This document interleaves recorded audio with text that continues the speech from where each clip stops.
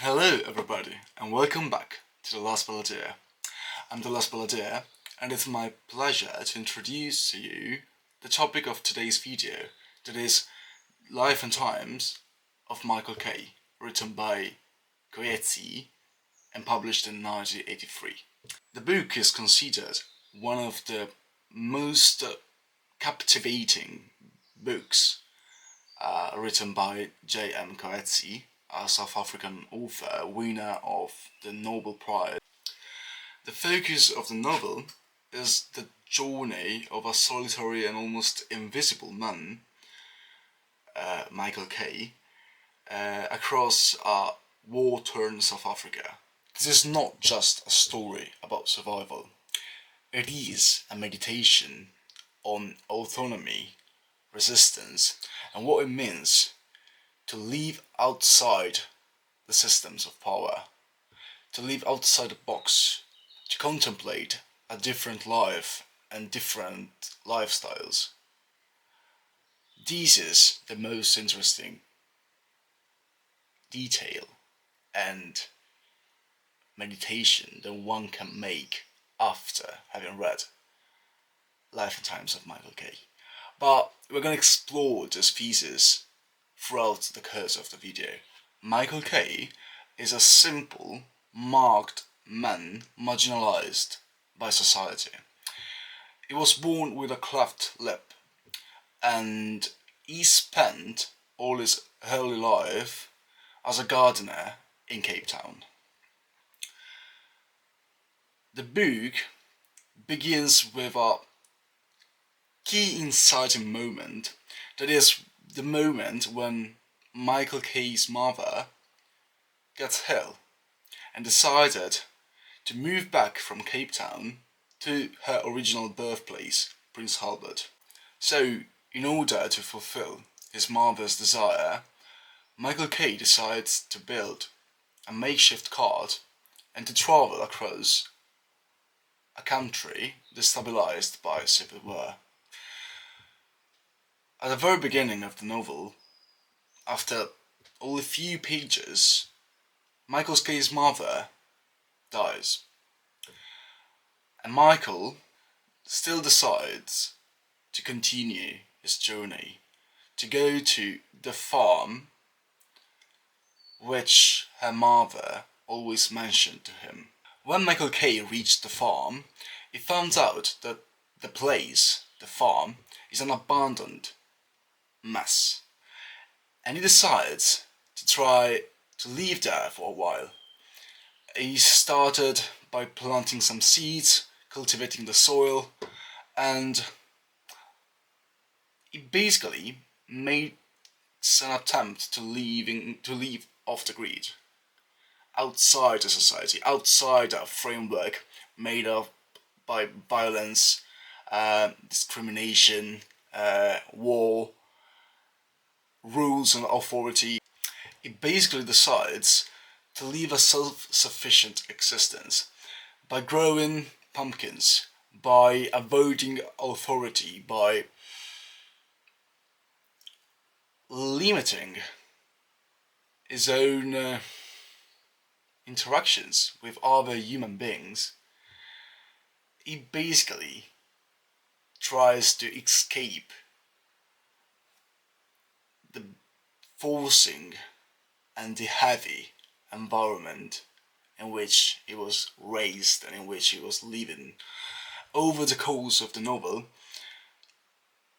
Michael Kay is repeatedly captured by the military, and he always managed, however, to make his way to the land, to make his way to his garden.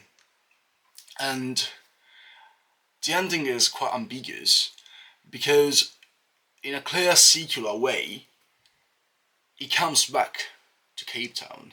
He joins a group of nomadic people. He had a sex experience with a woman belonging to this group, and basically the ending of the book portrays a Michael Kay contemplating his life, contemplating his life choices, contemplating his decision of leaving half the land, of planting pumpkins, of enjoying that solitary, unique moment in which he was just by himself, without constraints of any sort, without the judging gaze of human beings.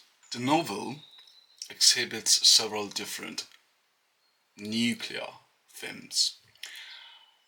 One of these is certainly the contraposition of liberty, freedom, against control.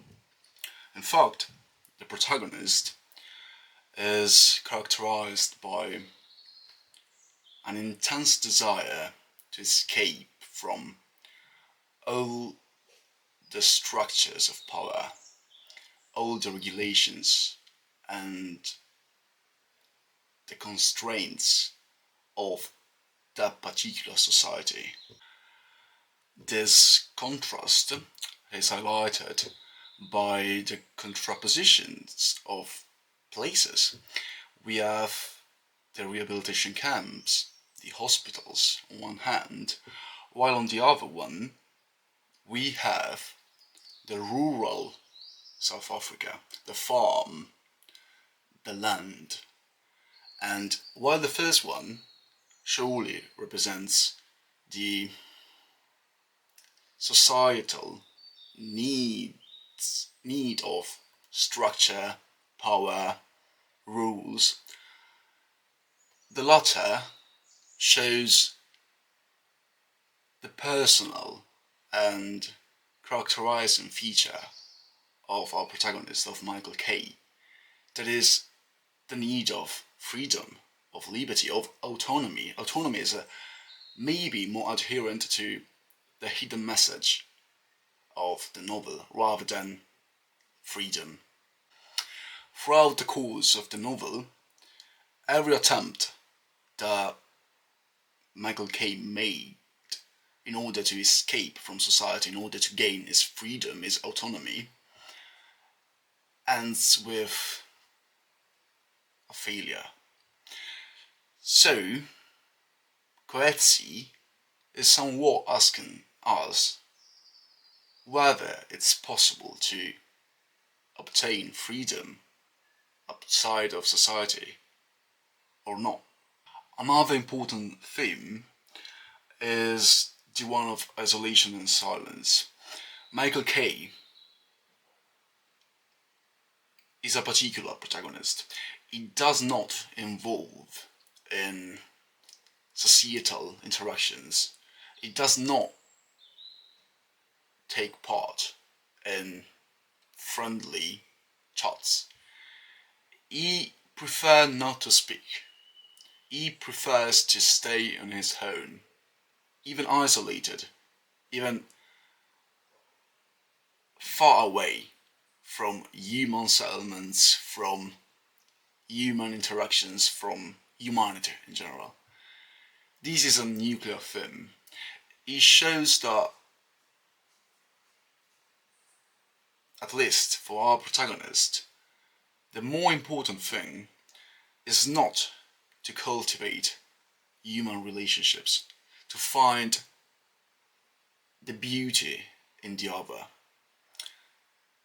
The focus is on shaping his own soul, finding his true self, and leave everything behind. Leave every structure, every rule, every constraint and binding chain behind himself. This is a nuclear theme in the novel. Michael Kay showcases certain forms of resistance throughout the novel. One of those is the fact that he often decides to let himself starve, and in doing so, he is claiming that he can only survive and live by managing his own food, by living off the seeds, by living off the land, not by being part of the rehabilitation camp or of a hospital. This was the summary of the book. Let's give a little bit of context. The book was written during the period of the apartheid in South Africa. Things were getting worse and worse day by day, and basically the apartheid system entails dynamics of racial segregation, control. In these films, these tropes are present in the book. The book talks about how whether a man can live freely outside of a system. Coetzee employs a particular approach in dealing with these themes. It does not address directly to the matter, to the context itself, to the apartheid.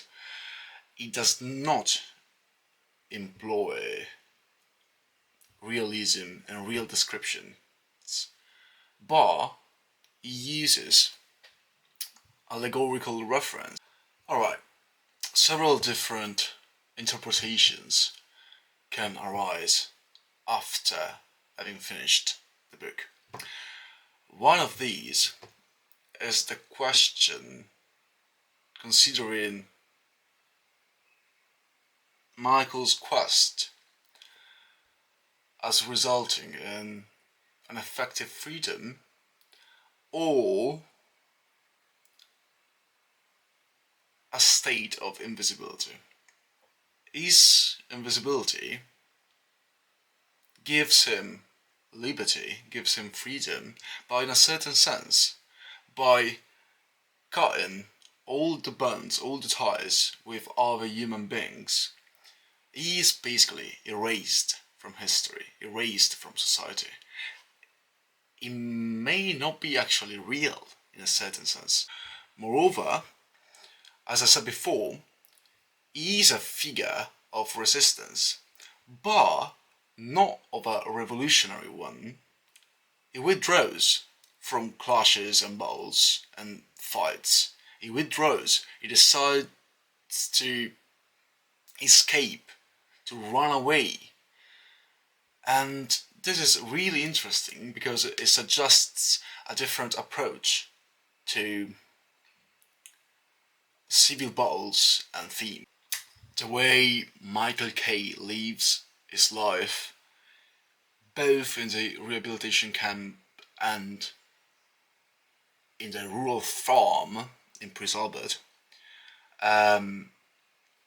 reminds of different philosophical approaches, in particular existentialism and the idea that freedom comes from alienation. So, if we had the task of summarize Life and Times of Michael K.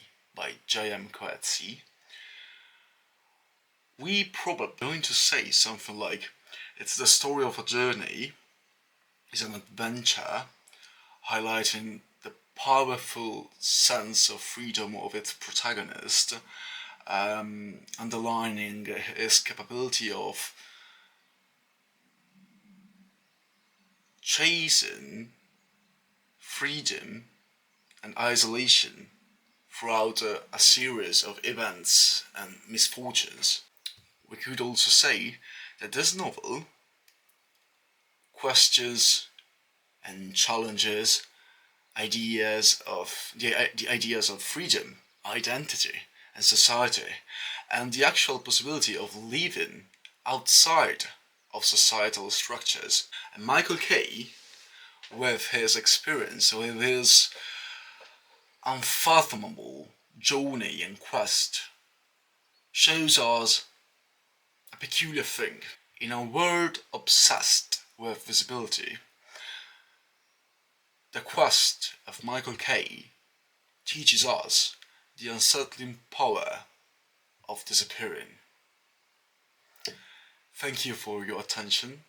I hope you'll have the possibility of reading this wonderful book, and see you soon.